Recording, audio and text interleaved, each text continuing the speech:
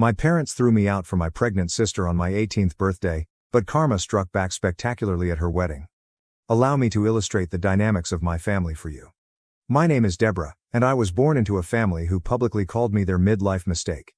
My dad, Michael, 65 million, is a middle management who never challenges my mom, Karen, 63, who is a career-obsessed corporate juggernaut. Then there is my sister, Jennifer, 32F, who has never given a damn about me and is 14 years older than me. I was an unwanted surprise when I entered this world. When mom found out she was pregnant at age 45, she initially assumed it was menopause. She desired an alternative answer, but by the time she met a doctor, it was too late. My arrival wasn't the consequence of a loving parental decision, based on what I've pieced together from overheard discussions and family whispers. I spent more time in the hospital than at home because I was born prematurely and had multiple health problems.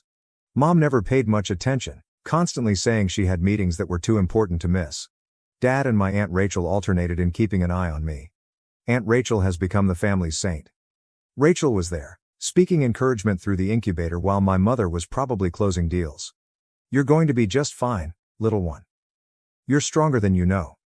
I still think about those words when things get hard. Upon my eventual release from the hospital, my grandfather George took over once more. After determining that our home was insufficient for 2 children, he purchased a brand new 5-bedroom mansion with an enormous backyard in one of Boston's greatest neighborhoods. However, the emotional gap in that home could not be filled by any amount of wealth. The immaculate white carpeting, high-end furnishings, and carefully chosen artwork made growing up there feel like living in a museum. I knew right away that I wasn't a part of the display and was an unwanted artifact. When I was 5 years old, I have one of my best memories. On this Take Your Child to Work Day, my classmates were all thrilled to go to their parents' places of employment. Mom gave me a look that made me feel foolish when I asked if I could go with her. "Don't be ridiculous, Deborah," she yelled. I chose to spend the day with Aunt Rachel at her comfortable painting studio instead, saying, "I have important meetings all day. You'd just be in the way. Besides, the office isn't a place for children." She gave me permission to paint, displayed my creations on her walls, and gave me a sense of importance. My haven was school. In an effort to avoid returning home, I threw myself into my studies and joined as many clubs as I could. "Such a quiet, well-behaved child," my teachers would say, praising me. They had no idea that I was afraid of being a burden at home, which is why I behaved well.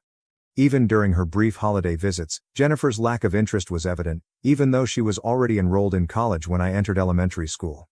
During the holidays, she would come in and tell me about her wonderful college experience, without mentioning me other than to gripe about how her old room had turned into my messy kid space. Grandpa George did his best to make up for my parents' lack of interest. Every few months, Dad would travel from Canada to visit, always bringing thoughtful presents like art supplies, books he knew I would enjoy, and other items that demonstrated his genuine interest in me. However, his presence was insufficient to address the underlying dysfunction in our family dynamic. In essence, Mom's approach to parenting was to spend money on issues and hope they would go away. Lessons in dance? Yes. Tutoring in private? In any case, attending my performance or parent-teacher conferences in person? Sorry, important meeting, can't reschedule. I received the same apathetic reaction for every accomplishment I made. "That's nice, dear." Dad wasn't much better. "Now please be quiet, I'm on a call." It turned out that his promise to Mom that he would assist her with me if she chose to have me was a hoax. He was never too tired, or too busy, to hang out with me. I once tallied how many times he used his favorite phrase, "Not now, Deborah," in a single weekend, 17 times. I can still recall my 10th birthday. Naturally, Mom and Dad forgot. Without even asking what I would desire, they hurriedly ordered a pricey cake and threw money at me when Aunt Rachel reminded them. Jennifer never gave a call. The only actual celebration took place the next day at Rachel's house, when she set up a small gathering with homemade cake and decorations that she knew I would adore. I became increasingly aware of the truth of my circumstances as I grew older. I pieced together the facts from bits and pieces of drunken confessions and whispered disputes that I shouldn't have overheard. When I was 12, I overheard my parents arguing about me one evening. Mom, who was likely drinking her 3rd glass of wine, said, "She's just so demanding. Needing something, always wanting attention." I did not sign up for this. "How do you want me to handle this?" Dad retorted. "We can't really give her back." I began spending much more time at Aunt Rachel's after that. Her modest yet comfortable home became my actual residence. She would listen to my issues, help me with my homework, and teach me how to cook. All of the duties that parents are expected to perform. On the weekends, we would work on creative projects, bake cookies, or simply chat about life. She would inquire about my aspirations, anxieties, and future goals, things that my own parents never bothered to find out about. As the years passed, the gap between my life at home and my time with Rachel grew more pronounced. I was Debbie at Rachel's, loved, respected, and heard. I was Deborah at my parents' house, the misfit, the trouble, the unwelcome one. I discovered how to exist in these parallel universes, flipping between them like a television channel. Naturally, Grandpa George noticed. In order to guarantee that I would have assets of my own when I turned 18, Dad began making direct deposits into a private account on my behalf. With a knowing expression, he would say, "Just in case." I didn't realize at the time how prophetic those comments would turn out to be. The world can be unpredictable. It's interesting how life can throw you a curveball when you least expect it.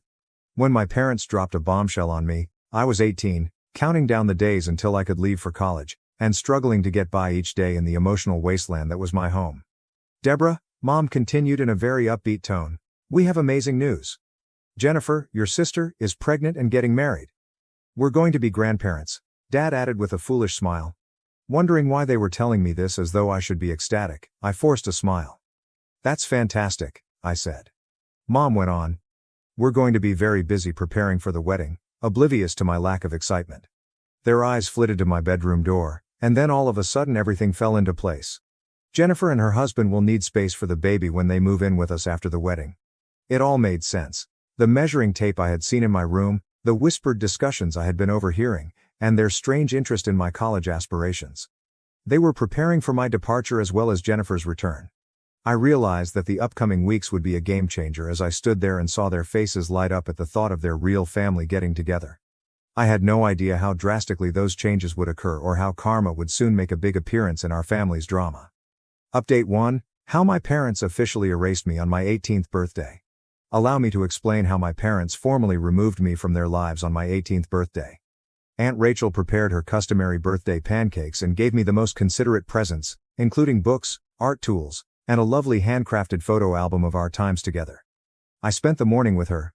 Grandpa George was the true surprise. I initially assumed he was just being protective as usual, but now that I think about it, it seems like he knew something was coming. He had sent me the newest smartphone along with a letter that read, "Keep it handy and document anything important." When I got home to join in the celebration, he also requested me to participate in a live video call. I was unaware that I was going to document the proof that would make all the difference. I started the live video with Grandpa at noon and went home while talking to Aunt Rachel about my morning. Something didn't feel right when I opened the front door.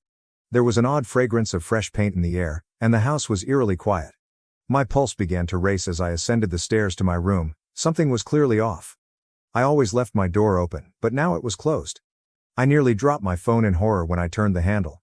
My room was no longer my own. After being covered in my photographs and artwork, the walls were recently painted a gentle shade of blue. An ornate white crib had taken the place of my bed. Teddy bears were all over the place, and where my desk had been, there was a rocking chair. To fit the nautical theme, even the curtains had been changed. I heard footsteps behind me at that moment. My parents were shocked to discover me filming as they came out of their bedroom. "Deborah," Mom said sternly. "Why are you in this place? Why are you taping too?"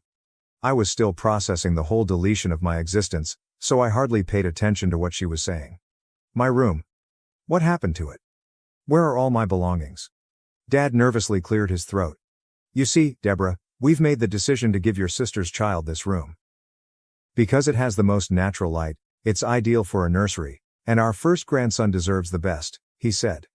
With a beaming passion that I had never seen directed at me, Mom interrupted, saying, "Jennifer is expecting a boy, the son your father has always desired." It seemed as though someone had punched me in the stomach. "However, where should I sleep? Where are my belongings?" With a dismissive gesture toward the stairs, Dad remarked, "Oh, we packed up your stuff. The garage is where the boxes are. When you depart, you ought to bring them along." "Go," my voice broke. "Leave, what do you mean? I call this place home." Mom's phony grin wavered. "Deborah, you must comprehend, dear. There just isn't room for you here anymore, especially with Jennifer and her husband moving in and the baby on the way. Furthermore, you should learn how to support yourself now that you are 18. What I was hearing was unbelievable. "No," I murmured, my voice wavering.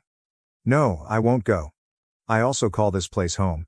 You can't just ignore me like I don't exist. Mom finally lost her temper and said, "For heaven's sake, Deborah. Avoid being tough. This is about family, not about you."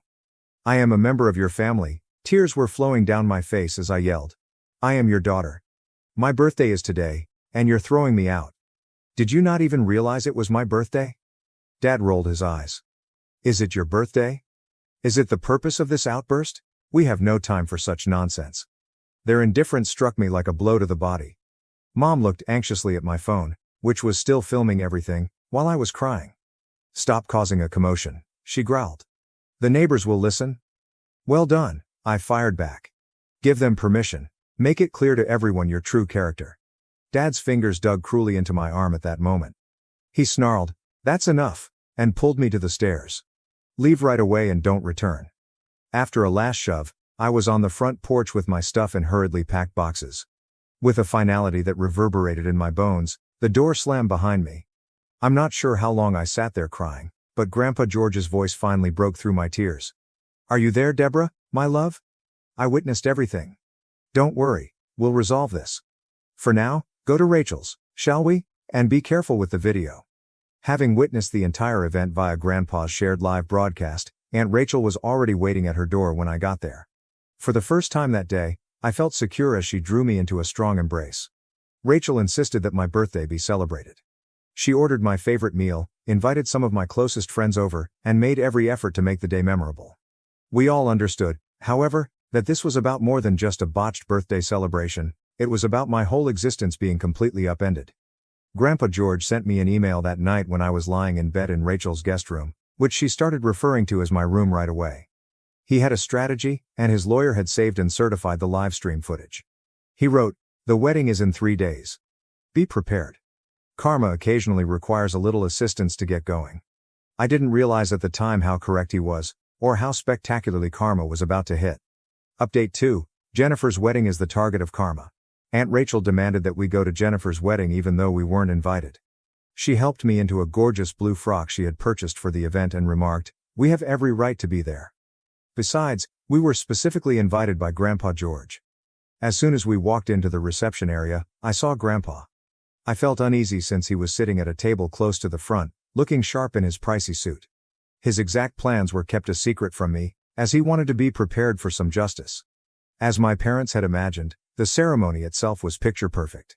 In her expensive gown, Jennifer looked stunning, and her new husband appeared to be a kind guy, although a little overwhelmed by the extravagance. Throughout the ceremony, Mom and Dad looked like the ideal family they had always envisioned, beaming with delight. As my parents worked the room throughout the reception, boasting about their expecting grandson and pregnant daughter, I observed from a corner table. They presumably hoped we wouldn't cause a commotion by deliberately placing us at the farthest table. If only they were aware of the impending danger. Grandpa George abruptly rose up during the celebratory supper as the congratulatory remarks got underway. The astonished best man handed over the microphone to him as he marched to the front of the room. There was silence in the room.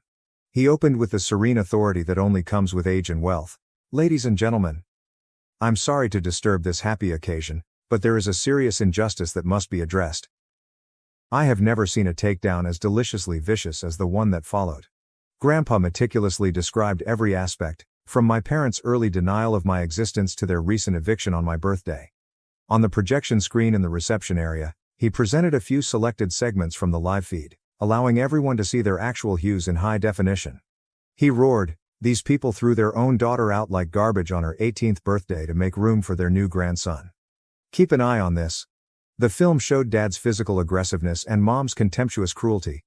The guests' faces shifted from bewilderment to surprise to indignation. In fact, a few of Mom's best friends stood up and left.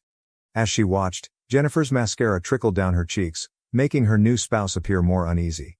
Grandpa wasn't done when Mom, her face flushed, tried to intervene. His voice was as frigid as ice when he turned to face my parents. "Let me state this unequivocally, I am altering my will. I will give Rachel and Deborah every money I have. Jennifer, Karen, and Michael, you're all totally disconnected. The investment accounts, the trust monies, everything, disappeared." The outcome was instantaneous chaos. Mom cried out in a choked voice, Jennifer wept about the future of her unborn child as Dad's face became a frightening shade of purple. The biggest surprise, though, was when a number of Dad's business associates got up and walked away, pointing out their business cards to Grandpa as they went. As you can see, my parents were unaware, or had conveniently forgotten, that Grandpa was not only rich but also a significant investor in a number of businesses, including the one where Dad worked and many of Mom's most important clients. Grandpa had a significant impact on both their business and social networks. Mom's well-cultivated social circle started apologizing and departing as we watched. Suddenly, Dad's coworkers were unable to look him in the eye. Jennifer's in-laws appeared to be having a heated argument while gathered in a corner. When Jennifer's new husband got up and declared he needed some air, it was the last straw. He still hasn't returned. He is reportedly speaking with divorce attorneys because he doesn't want to be associated with a family that has such a well-publicized problem. The best thing, though, is this. Do you recall the business cards that people were giving to Grandpa? As it happens, a number of Dad's colleagues had been searching for fresh investment prospects. By the end of the evening, Mom's clientele was beginning to appear extremely slender, and Dad's business had lost 3 significant investors. Grandpa smiled at me contentedly as we walked out of the celebration. Letting people ruin themselves is sometimes the best kind of retaliation, my love. All I did was make sure their audience was appropriate. Since then, my parents have been bombarding my phone with frantic messages about understanding, forgiveness, and family. They even attempted to break into Rachel's house yesterday when they arrived. I made the decision that enough was enough at that point. After glancing at Rachel, I made the choice that would alter everything. I want you to be my legal guardian, I replied. Our lawyer claimed it was almost a slam dunk with the video proof we had, and the paperwork was already underway. The reputation of Mom and Dad was in ruins. Their financial future appeared bleak, and they had been abandoned by their social group. At the time, Jennifer was residing with our parents. Her idyllic life was falling apart around her, and she was being shut out by her husband's family. As they say, karma is a wonderful thing. Tomorrow, I'm going to file for a restraining order.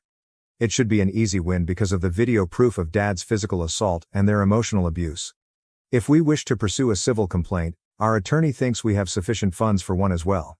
Grandpa George wasn't joking when he said that karma needed a little assistance occasionally, but it was worth every tear I ever shed because of my parents to see their meticulously maintained facade fall apart. Third update. I'm finally prepared to discuss how the wedding went, even though the effect has been utterly devastating. Karma did more than simply strike back.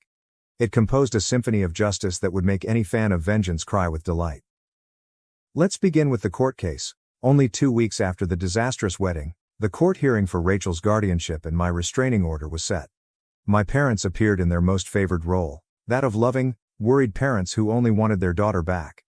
They had even engaged a public relations consultant to assist them develop their image, giving them advice on how to come out as contrite. The sight in the courtroom was unreal. In contrast to her typical power suits, Mom dressed her best concerned mother attire, complete with natural makeup and modest jewelry. In fact, Dad had a new haircut and, of all things, a Bible with him. They had even brought in character witnesses, mainly well-off friends, who were prepared to attest to their commitment as parents. They weren't ready for what we had though. In addition to the birthday video, our lawyer provided years' worth of financial documents that demonstrated how they had misappropriated the assistance funds that Grandpa had been sending for my upbringing. As it turned out, they had been transferring the majority of it, more than $200,000, to their personal investment accounts and Jennifer's trust fund. I will never forget the judge's expression as the footage was being played again. She even halted the proceedings to inquire if I wanted to file criminal charges when it reached the point when Dad physically pulled me out. I refused. It was enough torture to watch their world fall apart. She was adamant, nonetheless, about sending the case to the district attorney's office for examination. For my parents, the judge's decision was terrible. In addition to being given full guardianship, they were mandated to reimburse Rachel for all of the money that had been embezzled from her support, plus interest. They must keep at least 500 feet away from Rachel and myself, according to the restraining order that was granted. However, that was only the start of their demise. Do you recall the wedding's business contacts? They were rushing, not simply walking away. After a number of investors left, Dad's company carried out an internal audit, which revealed several dubious choices he had made. He was relegated to a role with little actual authority or client contact, but he wasn't dismissed outright. Interns now share a cubicle with the man who once held the corner office. Even more spectacularly, Mom's career collapsed. Her once advantageous reputation as a brutal businesswoman was now viewed differently. Clients canceled contracts citing ethical concerns when the video of her ruthlessly evicting her own daughter went viral in local business circles. She now reports to someone who was once her junior associate after her corner office was moved to a cubicle 3 floors down. The social repercussions were just as disastrous. Following a particularly contentious board meeting where the video was aired, their membership in the country club was cancelled. To get away from them, old friends crossed the street. Their names inexplicably disappeared off the donor wall when their church requested that they take a break from committee work.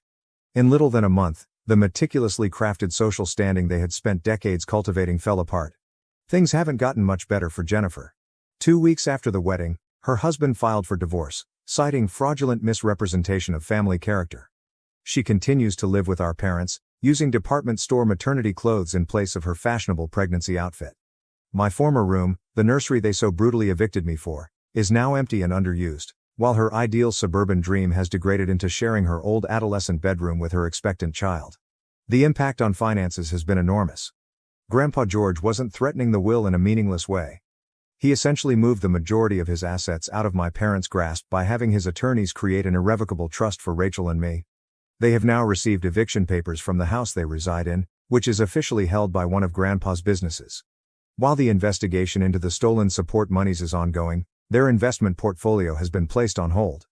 They made every effort to turn things around, including offering treatment, making heartfelt apologies, and even trying to buy Rachel's neighbors to spy on us. They sent their lawyer to negotiate last week, seemingly ready to forgive me if I could persuade Grandpa to restore their inheritance. It was almost impressive how bold they were. For my part, things has taken a surprisingly positive turn. In what is now officially my permanent residence, Rachel and I share a home. We've painted my room in my favorite colors, hung my artwork, and made it genuinely so it's no longer just a guest room. Rachel even assisted me in creating a fairy light-equipped reading nook near the window. I feel like I have a true home for the first time in my life. Grandpa George established a substantial college fund, and I've received acceptance offers for the next autumn semester from multiple universities. I'm going to study psychology with a focus on family trauma therapy because, well, I might as well apply my life experience. I've already begun assisting other teenagers from toxic homes deal with their circumstances by working at a nearby youth shelter.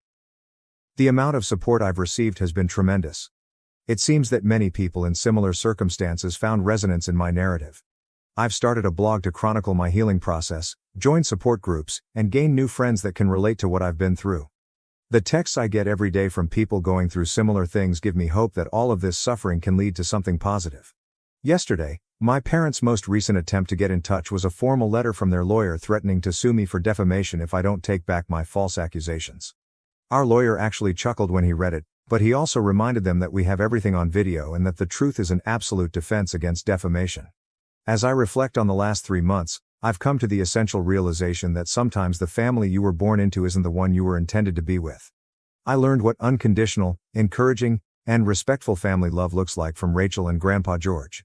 They have only ever asked for my pleasure and well-being in exchange. To everyone who helped me along the way, you have no idea how much your messages, counsel, and experiences have aided me. The Reddit community turned out to be a surprising wellspring of knowledge and courage. You showed me that standing up for myself wasn't selfish and that I wasn't wrong to ask my parents to have basic human decency. There is hope for people who are still stuck in unhealthy familial environments. Create a support system, keep track of everything, and never forget that you deserve better. Being related by blood does not give someone the right to mistreat you. Those who don't love you well don't define your value. I've legally changed my identity, I have a real home, and I can finally control my future when I start college in the fall. Karma rolls hard, but occasionally it needs a little prodding. I'm sure my folks are reading this, so I hope it was worthwhile. You lost the daughter you never cared to adore as well as everything else because of your ideal family image. Reddit, I appreciate you sharing in my path to liberation. Thank you for watching. If you haven't subscribed yet, please do so and hit the notification bell to stay updated with more shocking real-life stories happening around you.